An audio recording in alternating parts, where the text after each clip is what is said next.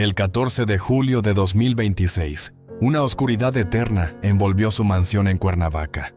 La última gran diosa de la época de oro del cine mexicano ha exhalado su último suspiro. Sin embargo, en su testamento no figura el nombre de ningún familiar consanguíneo. Millones de dólares y propiedades de lujo han pasado a manos de un extraño. ¿Por qué un icono de la belleza terminó sus días en una soledad tan desgarradora? ¿Y quién es ese desconocido? La respuesta se encuentra en un infierno matrimonial atroz que consumió su esencia hace 70 años. Esta investigación expone los capítulos borrados de los que el país solo ha oído hablar a través de susurros y crónicas periodísticas incompletas. Es hora de reconstruir la verdadera trayectoria de una diva. Conocerás la crueldad sistemática de su primer matrimonio con Armando Rodríguez Morado, el hombre que redujo su carrera a cenizas. Expondremos la verdad sobre la fractura emocional con su hijo, Hugo Morado, quien falleció repentinamente en 1996. Analizaremos su giro radical hacia el yoga y el vegetarianismo extremo, que la llevó incluso a desprenderse de su emblemática cabellera negra por motivos espirituales. Finalmente revelaremos la identidad del extraño que hoy administra su fortuna millonaria. Armando Rodríguez Morado era un hombre que usaba las palabras para construir prisiones invisibles. No llegó a la vida de Elsa Aguirre con las canciones de los tríos, ni con las flores de los admiradores que llenaban su camerino. Era un periodista que sabía observar las debilidades de los demás y usarlas a su favor en el momento justo. Elsa tenía apenas 29 años cuando decidió que él sería el hombre que la cuidaría del caos del cine. En el México de finales de los años 50, una mujer famosa sin esposo era blanco de críticas constantes. Armando le ofreció una estabilidad que resultó ser el inicio de su desaparición pública y privada. La casa de la pareja se convirtió en un escenario donde Elsa Aguirre dejó de ser la protagonista para ser una extraña. Armando impuso reglas estrictas sobre cómo debía vestirse y hablar incluso cuando no había cámaras presentes. Él se encargaba de recordarle que su fama era algo pasajero y que su belleza se marchitaría pronto sin su ayuda. Los empleados de la casa eran testigos mudos de cómo la voz de Elsa se hacía cada vez más débil. El periodista revisaba la correspondencia que llegaba a nombre de la actriz antes de que ella pudiera abrirla. Este control sistemático fue minando la confianza que Elsa tenía en sus propias decisiones como mujer adulta. El 25 de septiembre de 1951 quedó marcado por el olor a humo que salía de la chimenea de la sala principal. No era leña lo que ardía ese día bajo la mirada fría de Armando ante los ojos de su esposa. Eran los carteles originales de películas como Algo flota sobre el agua y fotografías de estrenos inolvidables. Armando alimentaba el fuego con los contratos de Clasa Films, que Elsa había firmado con su propio puño. Los premios que el público le dio en las salas de cine terminaron retorcidos por el calor de las llamas. Aquel acto no fue un arranque de ira momentáneo, sino un plan para borrar el pasado de Elsa. Aquel incendio en la chimenea no solo destruyó papel, sino que quemó los puentes de Elsa con su propio pasado profesional. Armando se burlaba de los trofeos que ella guardaba con orgullo en vitrinas de cristal pulido. Tiraba al fuego las cartas de admiradores que llegaban de todas partes de América Latina y España. Elsa veía cómo el rostro de su madre en las fotos de familia también desaparecía entre las brasas ardientes. No hubo gritos de auxilio porque el miedo había congelado la capacidad de reacción de la gran diva. El silencio en la habitación solo era interrumpido por el crepitar de los recuerdos transformándose en ceniza negra. La administración del dinero se convirtió pronto en un método de tortura diaria dentro de las paredes de la mansión. Elsa Aguirre era una de las actrices mejor pagadas de toda la industria cinematográfica nacional en ese tiempo. Sin embargo, Armando tomó el control absoluto de las cuentas bancarias y de cada centavo que entraba a la casa. Ella se vio obligada a pedir permiso para gastos tan básicos como la compra del pan o la leche. Cada moneda solicitada venía acompañada de un interrogatorio sobre la necesidad real de ese gasto específico. Él le repetía constantemente que ella no tenía la capacidad mental para manejar su propio patrimonio. Las peticiones de dinero para el hogar se volvieron humillantes y cargadas de un sarcasmo cruel por parte de Armando. Él le preguntaba por qué una diosa del cine necesitaba dinero para comprar hilos de coser o calcetines nuevos. A menudo la dejaba sin recursos durante días para demostrarle quién tenía el mando real sobre su existencia. Elsa tenía que anotar en una libreta pequeña cada centavo que gastaba para entregársela al final de la semana. Él revisaba las cuentas con una lupa, buscando cualquier error para iniciar una nueva discusión agotadora. Esta dependencia económica fue una de las cadenas más pesadas que Elsa tuvo que arrastrar durante años. El aislamiento de sus amistades y colegas fue el siguiente paso en la estrategia de control de Armando. Él le aseguraba que sus compañeras de set le tenían una envidia profunda por su belleza física. Le decía que los productores solo la buscaban para aprovecharse de su imagen y que nadie la quería de verdad. Las llamadas telefónicas empezaron a ser vigiladas y las visitas a su hogar quedaron estrictamente prohibidas por orden del marido. Elsa dejó de frecuentar los lugares donde antes era recibida con aplausos y admiración por sus seguidores. Se quedó encerrada en una casa donde la única realidad permitida era la que Armando dictaba.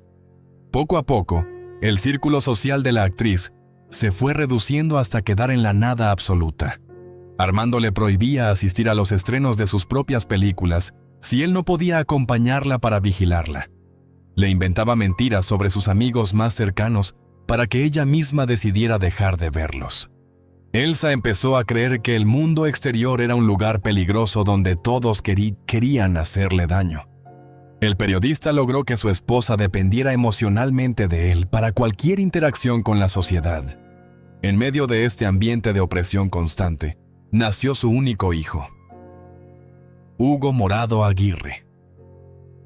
El nacimiento del niño en 1965 no trajo la alegría que muchos esperaban en una familia tan famosa.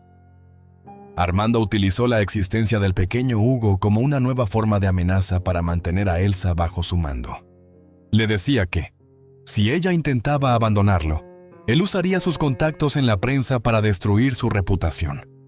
El miedo a perder la custodia de su hijo hizo que Elsa soportara humillaciones que nunca salieron en las revistas. Ella aprendió a guardar silencio absoluto para evitar que la furia de Armando cayera sobre el niño. Hugo creció en un hogar donde el aire siempre estaba cargado de una tensión difícil de explicar. Veía a su madre caminar de puntitas por la casa para no molestar el descanso o el trabajo de su padre. El niño aprendió muy pronto que el amor y el miedo caminaban de la mano en su familia. Armando no dudaba en usar al niño para castigar psicológicamente a Elsa durante las peleas. Le decía al pequeño que su madre era una mujer hueca que solo se preocupaba por su apariencia física. Esta manipulación infantil sembró las bases de una relación muy difícil entre Elsa y su hijo en el futuro. La contradicción más extraña de esta historia apareció décadas después, en una entrevista que Elsa concedió en el año 2021. A pesar de los años de maltrato y de la destrucción de su carrera, ella afirmó que Armando fue el amor más grande de su vida. Esta declaración dejó confundidos a muchos de sus seguidores que conocían la historia de los abusos sufridos. Ella describió los primeros meses de su relación como un tiempo de felicidad absoluta que nunca pudo olvidar. Este sentimiento demuestra el nivel de confusión emocional que el periodista logró sembrar en la mente de la actriz. Ella admitió que vivió un calvario, pero al mismo tiempo seguía atada a ese recuerdo inicial. Para los psicólogos, este tipo de apego hacia el agresor es una respuesta común en situaciones de control extremo. Elsa Aguirre buscaba desesperadamente recuperar al hombre cariñoso de las primeras citas de 1956. Armando sabía alternar los momentos de crueldad con breves periodos de una ternura manipuladora. Ella se culpaba a sí misma por los arranques de ira de su marido, pensando que no era una esposa lo suficientemente buena. Este círculo vicioso de culpa y esperanza la mantuvo prisionera durante 12 largos años. El final de la convivencia llegó cuando el agotamiento físico y mental de Elsa Aguirre alcanzó un punto sin retorno. No hubo una escena dramática con música de fondo, ni un discurso de empoderamiento frente a las cámaras de televisión. Elsa simplemente decidió irse de la casa con lo puesto y con su hijo Hugo de la mano. Renunció a pelear por las propiedades de lujo y por el dinero que legalmente le correspondía por su trabajo. Su única meta era recuperar la libertad de caminar por la calle sin sentir el peso de una vigilancia constante. Salió de la vida de Armando con las manos vacías, pero con la esperanza de reconstruirse. La salida de la mansión no significó el fin de sus problemas, sino el inicio de una nueva lucha por la supervivencia. Armando intentó por todos los medios que ella regresara, usando de nuevo las amenazas legales sobre la custodia de Hugo. Elsa tuvo que esconderse en casas de familiares y amigos cercanos para evitar los encuentros con su exmarido. No tenía acceso a sus cuentas bancarias y tuvo que empezar a trabajar de nuevo en lo que pudiera. La industria del cine ya no era la misma y muchos productores le habían dado la espalda por su ausencia prolongada. Esta etapa de pobreza y miedo fue el precio que tuvo que pagar por su libertad. Elsa Aguirre se enfrentó entonces a la dura realidad de ser una madre soltera en un México que juzgaba duramente el divorcio.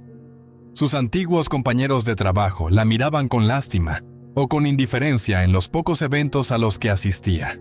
Armando se encargó de difundir rumores falsos sobre la salud mental de Elsa en los círculos periodísticos. A pesar de todo, ella se mantuvo firme en su decisión de no volver a pisar aquella casa de Cuernavaca. Sabía que si regresaba, la chimenea volvería a encenderse para quemar lo poco que le quedaba de alma. La libertad tenía un sabor amargo, pero era lo único que le permitía dormir tranquila por las noches. Antes de que el silencio se apoderara de su vida en la mansión de Cuernavaca, Elsa Aguirre fue la mujer más deseada de una nación entera. La arquitectura de su personalidad, sin embargo, se construyó bajo la vigilancia estricta de su madre, María Juárez. Doña María fue quien decidió que la belleza de su hija era un patrimonio que debía protegerse con candados invisibles, pero férreos. Elsa no tenía permitido salir sola, ni frecuentar amistades que no fueran aprobadas bajo la lupa materna en su juventud. Esta educación centrada en la obediencia absoluta creó a una mujer que brillaba ante los reflectores, pero que no sabía cómo defender sus límites en la intimidad. En el año 1949, durante el rodaje de la película Lluvia Roja, el destino puso frente a ella al charro cantor, Jorge Negrete. Él era casi 20 años mayor que ella y representaba la autoridad máxima dentro de la industria cinematográfica de aquel tiempo. Negrete quedó impactado por la mirada de Elsa y pidió permiso formal a María Juárez para cortejar a su hija con todas las reglas de la etiqueta. Sus idas no eran encuentros juveniles, sino cenas elegantes, donde el protocolo dictaba cada movimiento y cada palabra. Elsa se encontró de pronto siendo el centro de atención del hombre más poderoso del cine mexicano, sin estar preparada para ello.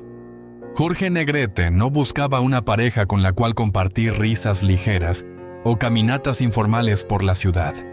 Él veía en Elsa a una joven con un potencial inmenso que debía ser pulido bajo sus propios estándares intelectuales. En lugar de regalos románticos tradicionales, el actor le enviaba libros de historia, arte y literatura clásica con anotaciones en los márgenes. Esperaba que ella leyera cada página para luego discutir los temas durante sus encuentros en restaurantes exclusivos. Elsa empezó a sentir que sus citas eran en realidad exámenes académicos donde ella siempre estaba bajo evaluación constante. La presión de Negrete por convertirla en una mujer a su medida terminó por agotar la paciencia de la joven actriz. Un día decidió poner fin a la relación con una frase que quedó grabada en las crónicas de la época: "Yo necesito un novio, no un profesor". Esta ruptura fue un golpe directo al ego del gran ídolo, quien poco tiempo después se casaría con María Félix, la eterna rival de Elsa. Al rechazar a Negrete, Elsa Aguirre demostró que su dignidad no estaba a la venta, ni siquiera por el prestigio de ser la esposa del máximo exponente de la canción ranchera. El nombre de Pedro Infante apareció en su trayectoria profesional en el año 1954, cuando ambos protagonizaron la cinta Cuidado con el amor. Pedro era conocido por su carisma arrollador y por su facilidad para enamorar a cuanta mujer se cruzara en su camino dentro de los estudios. Durante las grabaciones, el actor intentó desplegar sus encantos habituales con Elsa. buscando una complicidad que fuera más allá de las escenas marcadas en el libreto. Ella, sin embargo, se mantuvo distante, respetando la formación rígida que su madre le había inculcado desde que era una adolescente en Chihuahua. En un descuido, Pedro Infante entró al camerino de Elsa e intentó robarle un beso de manera impulsiva y sin su consentimiento previo. La respuesta de la actriz fue inmediata y contundente. Le propinó una bofetada que se escuchó en todo el set de filmación de la película. Aquel gesto paralizó la producción durante varios minutos y dejó al ídolo de Guamúchil en un estado de desconcierto absoluto frente a los técnicos. Elsa no permitió que la fama de Pedro pasara por encima de su espacio personal y exigió respeto de una manera que pocas actrices se atrevían en esa década. Aquel bofetón no fue un acto de odio, sino una declaración de principios en un ambiente donde el acoso solía disfrazarse de galantería. Pedro Infante, lejos de ofenderse de manera permanente, terminó por respetar profundamente la integridad de su compañera de reparto. No obstante, la prensa de la época utilizó el incidente para crear una imagen de Elsa como una mujer fría e inalcanzable. Este tipo de etiquetas empezaron a aislarla emocionalmente, creando un muro entre su imagen pública y su verdadera necesidad de afecto.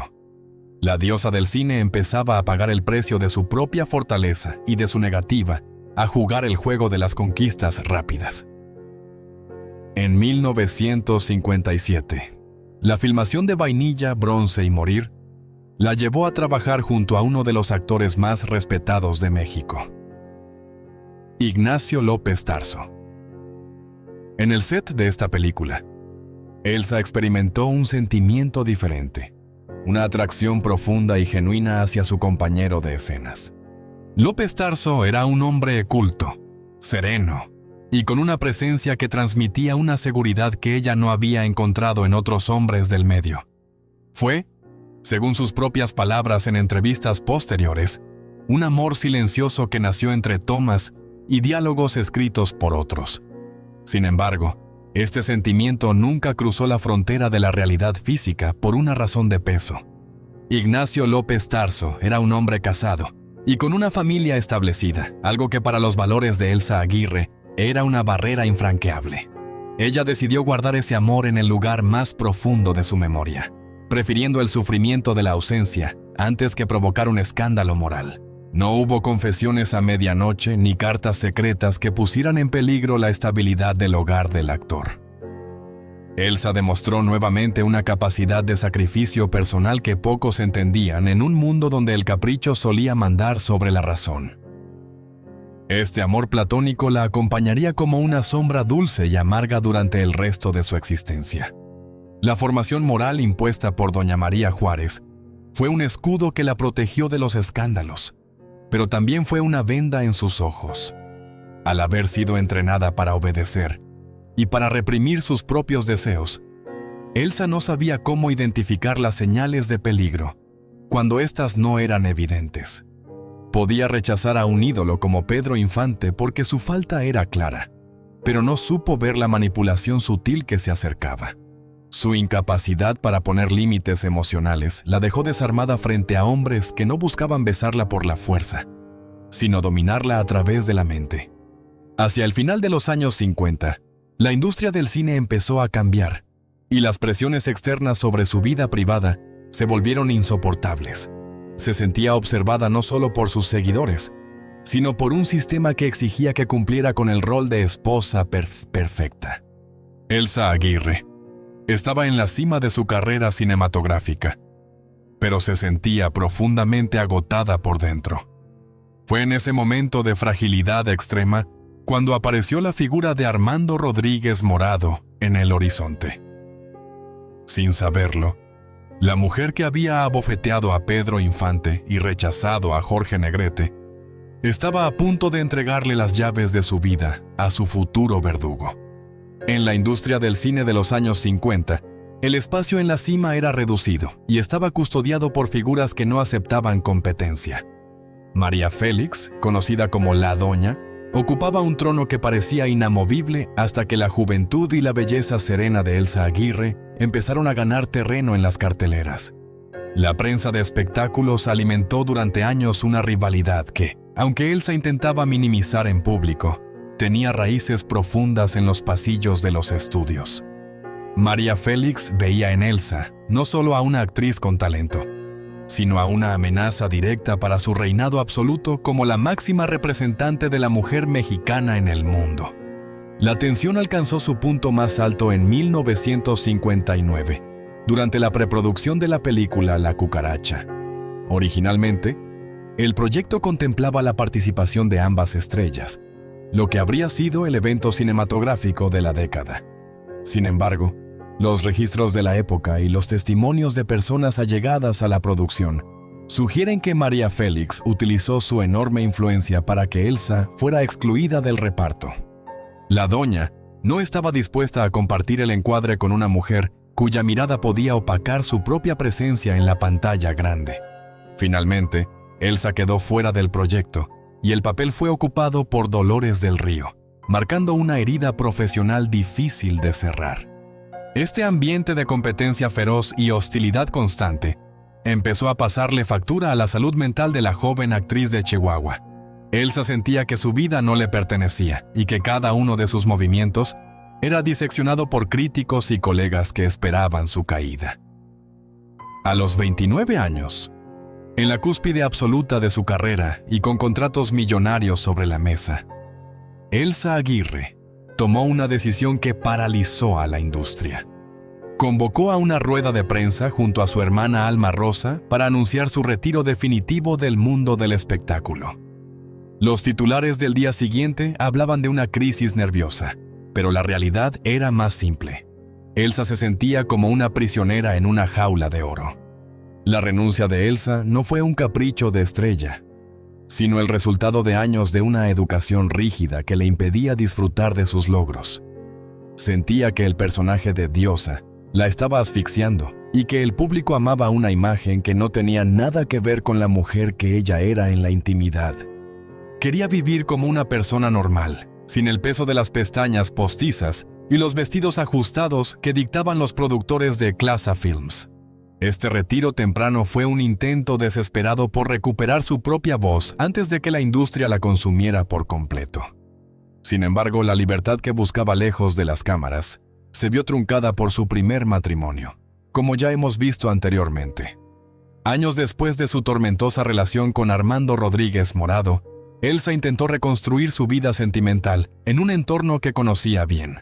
En 1965, contrajo nupcias con el director de cine José Bolaños, un hombre que parecía ofrecerle la comprensión artística que tanto le faltaba. Bolaños era una figura respetada en el medio, pero cargaba con un historial amoroso que lo mantenía bajo el escrutinio de la prensa internacional. Se le conocía principalmente por haber sido el amante mexicano de Marilyn Monroe durante las visitas de la estrella de Hollywood a la Ciudad de México. Esta conexión con la leyenda rubia traería nuevas sombras a la vida privada de Elsa Aguirre. La convivencia con José Bolaños resultó ser otra decepción profunda para una mujer que buscaba ser vista y escuchada por quien era. Elsa empezó a notar que su esposo vivía obsesionado con el recuerdo de Marilyn Monroe y que su casa era casi un museo dedicado a la actriz fallecida. Bolaños pasaba horas relatando detalles de su romance con Marilyn, dejando a Elsa en un segundo plano emocional dentro de su propio hogar. Ella sentía que su belleza morena era utilizada solo como un trofeo para que el director demostrara que podía seguir conquistando a las mujeres más deseadas. El matrimonio se convirtió en una fría convivencia donde Elsa era apenas el reemplazo de una sombra de Hollywood. José Bolaños era un hombre que amaba el cine más que a las personas reales que tenía a su lado. Se dice que durante sus años juntos, él descuidó por completo las necesidades afectivas de Elsa y del pequeño Hugo, quien todavía era un niño. El director prefería pasar las noches en reuniones con otros intelectuales o revisando guiones antiguos que nunca llegaban a filmarse. Elsa confesaría más tarde que se sentía como un objeto de decoración en las fiestas que Bolaños organizaba para impresionar a sus colegas extranjeros. La falta de atención y el desinterés de su esposo por la vida familiar terminaron por fracturar la relación en un tiempo muy breve. La soledad de Elsa en este segundo matrimonio era diferente a la vigilancia asfixiante que vivió con Armando, pero igualmente dolorosa. Ya no tenía miedo a los gritos, pero el vacío del desprecio era una herida que no dejaba de sangrar en el silencio de su habitación. Se dio cuenta de que había pasado de un hombre que quería destruirla a uno que simplemente la ignoraba. La figura de Marilyn Monroe aparecía constantemente en las conversaciones, como un estándar imposible de alcanzar para cualquier mujer de carne y hueso. Elsa comprendió que José Bolaños no buscaba una esposa, sino un eco de su pasado glorioso con la estrella estadounidense. El divorcio de José Bolaños fue inevitable y dejó a Elsa Aguirre en un estado de desolación emocional profunda. A los ojos de la sociedad, ella lo tenía todo: un hijo, fama remanente y una belleza que el tiempo parecía respetar de manera milagrosa. Pero por dentro, la actriz sentía que había fallado nuevamente en su búsqueda del amor verdadero y desinteresado. Estos fracasos sucesivos con hombres poderosos del medio artístico la llevaron a cuestionar los valores sobre los que había construido su existencia hasta ese momento. Fue el final de este matrimonio lo que la empujó a buscar respuestas en lugares donde el brillo de las joyas no tuviera ninguna importancia. Para finales de los años 60, Elsa Aguirre ya no era la misma joven que se asustaba con los besos de los galanes. Había sobrevivido al control, al maltrato y a la indiferencia de los hombres más influyentes de su época. La muerte de la imagen de la diosa era necesaria para que pudieran ser la mujer que realmente quería ser. La sombra de María Félix y el fantasma de Marilyn Monroe quedaron atrás como recordatorios de un mundo donde las mujeres eran tratadas como territorio de conquista. Estaba a punto de dar el paso más radical de su vida: el abandono definitivo de la vanidad por una búsqueda que nadie en su entorno pudo comprender al principio. A principios de la década de los 70, Elsa Aguirre se encontraba en un punto de quiebre emocional que las cámaras de cine no podían registrar. Después de 2 divorcios y de haber sido tratada como un objeto de deseo por una industria voraz, su cuerpo y su mente empezaron a dar señales de agotamiento. La actriz confesaría años más tarde que en ese periodo recurrió al cigarrillo y al alcohol para intentar calmar una ansiedad que no la dejaba dormir. Se sentía vacía, a pesar de seguir siendo reconocida en las calles y de tener la responsabilidad de criar a su hijo Hugo. Fue en ese estado de desesperación silenciosa cuando, una tarde, un programa de televisión cambió el rumbo de su existencia para siempre. En la pantalla apareció José Rafael Estrada Valero, un hombre de origen chileno que hablaba sobre el yoga y la búsqueda de la verdad interior, con una serenidad que Elsa no conocía. Valero no era un actor, ni buscaba la fama. Era un guía espiritual que recorría México enseñando disciplinas orientales para sanar el alma. Elsa quedó impactada por su mensaje y decidió buscarlo personalmente para entender si había una salida a su sufrimiento constante.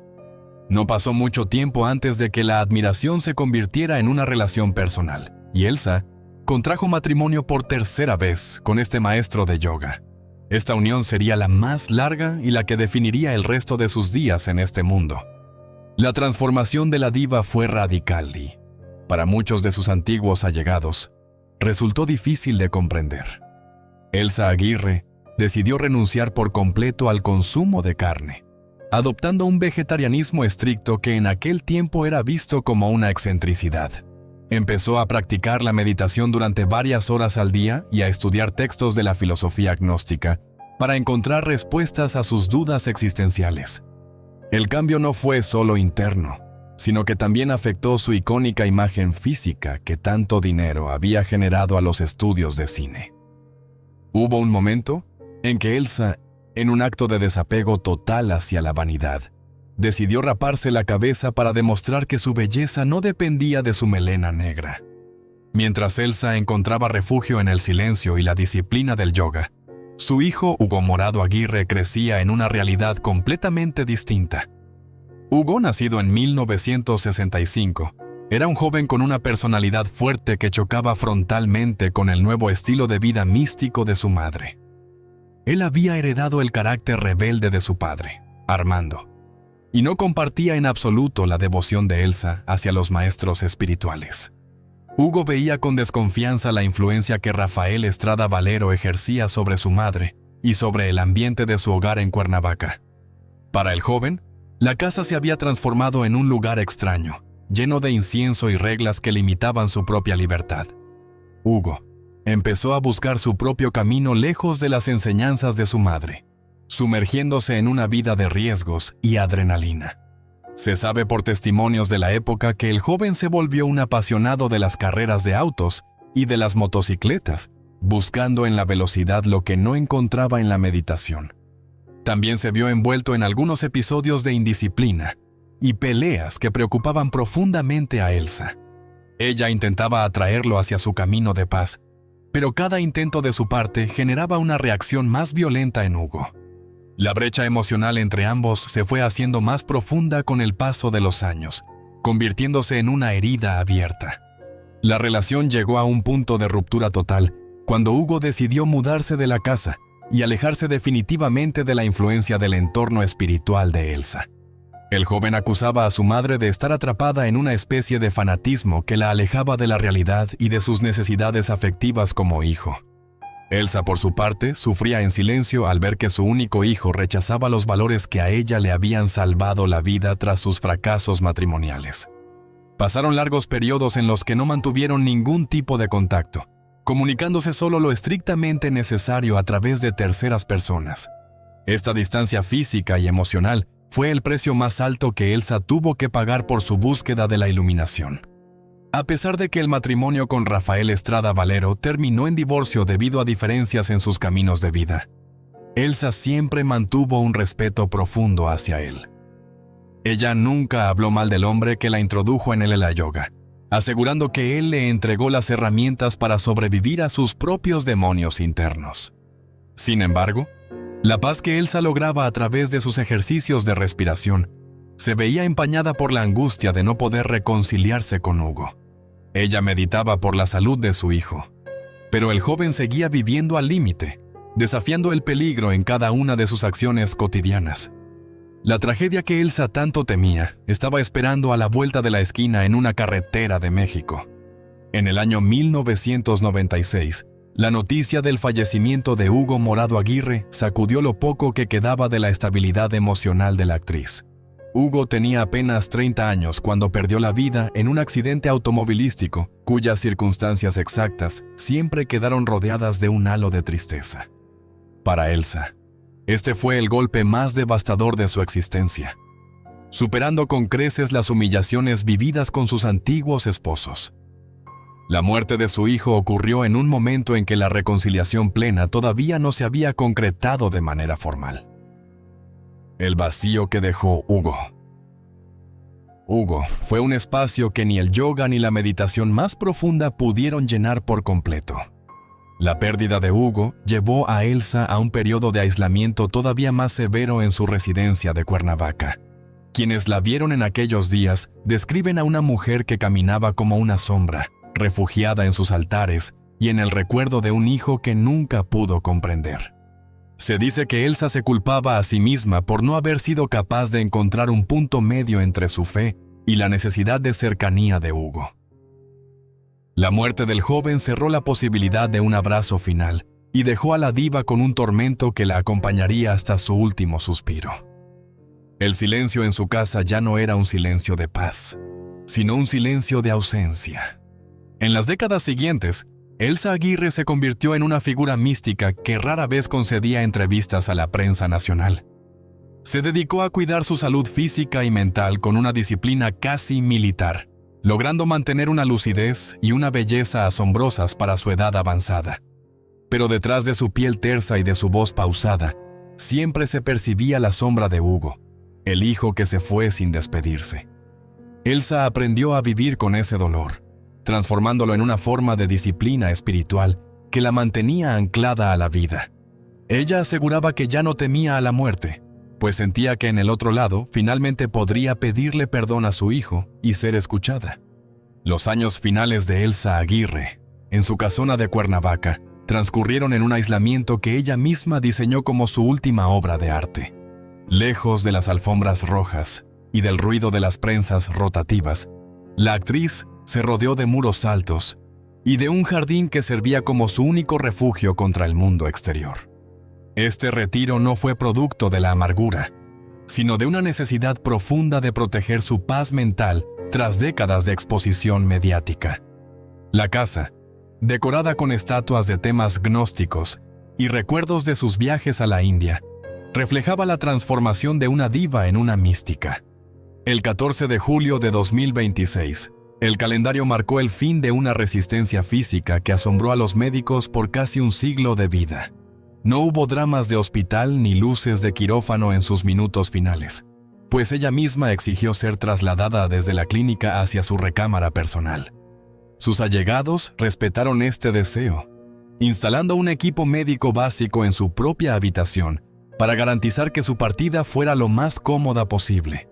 Elsa Aguirre Coll quería morir mirando el jardín que ella misma había cultivado durante más de 50 años de retiro voluntario. La decisión de morir en casa fue el último acto de soberanía de una mujer que pasó gran parte de su vida bajo el mando de otros. En la habitación, el aire estaba impregnado del aroma a sándalo, que la acompañó desde que descubrió las disciplinas orientales en los años 70. Alrededor de su cama no se encontraba ningún pariente que llevara el apellido Aguirre o el apellido Morado. Una ausencia que pesaba más que el silencio de la noche. 4 enfermeras contratadas para su cuidado paliativo se encargaban de monitorear sus constantes vitales con una precisión mecánica y discreta. Junto a ellas estaba Mary Sol Rico, su manager y amiga incondicional, quien sostuvo su mano durante las últimas horas de lucidez. El fallecimiento se registró exactamente a las 23:45, mientras la ciudad de Cuernavaca dormía sin sospechar que una leyenda se estaba convirtiendo en historia. Mary Sol Rico fue la encargada de cerrar los ojos de la actriz, cumpliendo una promesa de lealtad hecha muchos años atrás. La noticia de su muerte no tardó en llegar a los medios de comunicación, pero lo que realmente sacudió a la sociedad mexicana fue la apertura de su testamento. Muchos esperaban que los bienes se repartieran entre sus sobrinos o familiares lejanos que aparecieron en el funeral con rostros de circunstancia. Sin embargo, el documento notarial, firmado ante el Notario Público número 7 de Morelos, nombraba a un único heredero universal para todas sus propiedades. Jacim Estrada Yacine fue el nombre que apareció en letras grandes, dejando a los parientes de sangre en un estado de desconcierto total.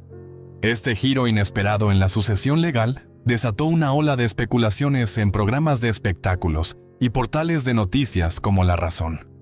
Jacim Estrada Yacine no compartía una sola gota de sangre con la actriz, lo que alimentó teorías sobre una supuesta manipulación en las facultades mentales de Elsa. No obstante, la investigación de los registros civiles aclaró que Yacine es nieto de José Rafael Estrada Valero, aquel maestro chileno que fue el tercer esposo de Elsa. Yacine creció bajo la tutela de la actriz y se convirtió en su hijo adoptivo de facto, especialmente tras la trágica muerte de Hugo en 1996. Mientras la familia biológica de Elsa se mantenía ausente en los inviernos más duros de su vejez, Yacine era quien vivía en la casa y gestionaba sus medicinas. Él fue quien escuchó sus miedos y quien respetó su necesidad de silencio cuando el mundo ya la había olvidado por completo. Su presencia en la vida de Elsa no fue por interés financiero, sino por un vínculo afectivo que se fortaleció en la cotidianidad. La decisión de Elsa de dejarle todo a Yacine fue un acto de justicia personal que muchos parientes no han querido aceptar hasta el día de hoy. En su última entrevista con la revista TVV Notas, la actriz dio a entender que la lealtad se cultiva con la presencia diaria, no con los lazos del acta de nacimiento. Yacine se encargó de cumplir con la voluntad de Elsa de ser incinerada el 16 de julio de 2026, apenas 2 días después de su fallecimiento.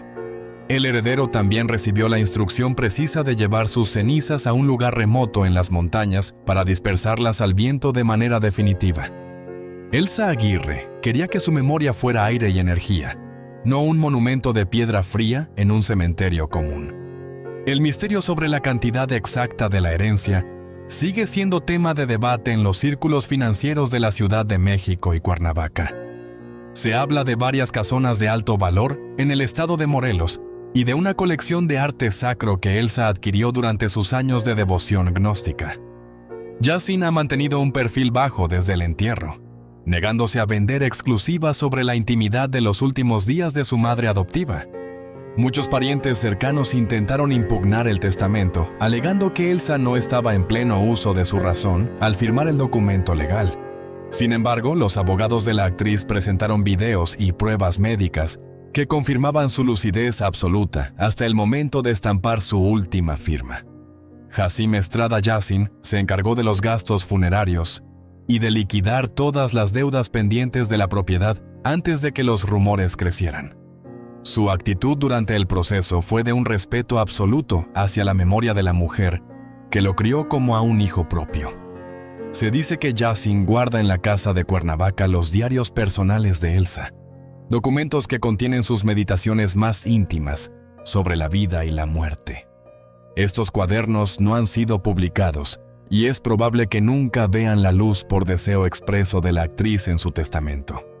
Un detalle técnico que la familia manejó con extrema cautela fue la comunicación del fallecimiento a sus amistades más longevas de la época de oro. Mary Sol Rico y Yassin decidieron ocultar la noticia a la actriz María Victoria, quien a sus 103 años mantiene una salud física y mental muy frágil.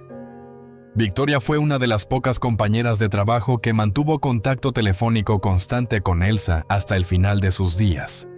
No hubo monumentos ostentosos ni epitafios grandiosos, solo el viento recibiendo a una de las hijas más atormentadas de Chihuahua. Este acto simbólico cerró para siempre la historia de la diva que buscó la libertad en la altura de los volcanes. La familia biológica de la actriz, por su parte, ha mantenido un resentimiento público que ha sido recogido por varios programas de espectáculos nocturnos. Alegan que se les negó el acceso a la residencia de Cuernavaca durante las últimas semanas de vida de la gran diva mexicana. Sin embargo, los testimonios de las 4 enfermeras sugieren que fue la propia Elsa quien pidió no recibir visitas que no fueran de su círculo íntimo. Ella no quería que su agonía fuera un espectáculo para parientes que no la habían visitado en años de soledad voluntaria.